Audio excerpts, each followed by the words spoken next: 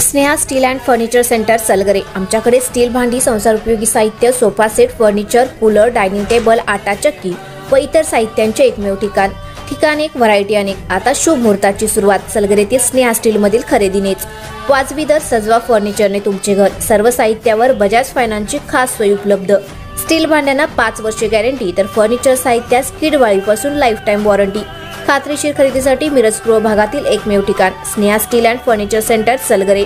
आमचा पत्ता रवींद्र वस्त्रनिकेतन शेजारी सलगरे। संपर्क 90 96 25 91 38। प्रत्येक बातमीतील घटनेच्या वास्तविकतेची तुलना थेट पाहत रहा चांगली अपडेट।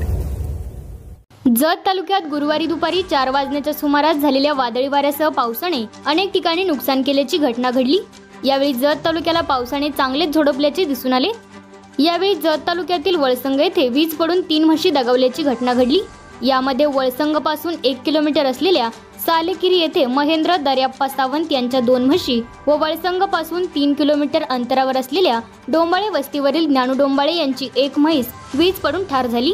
यावेळी डोंबाळे यांची आणखी 1 रेडी वीज पडून जखमी झाली आहे। यामुळे शेतकऱ्यांचे लाखो रुपयांचे नुकसान झाले आहे।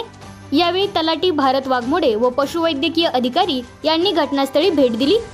तालुक्यात नुकसान झालेल्या ठिकाणी तातडीने तलाट्यांनी पंचनामे करावेत अशी मागणी ग्रामस्थांनी केली आहे।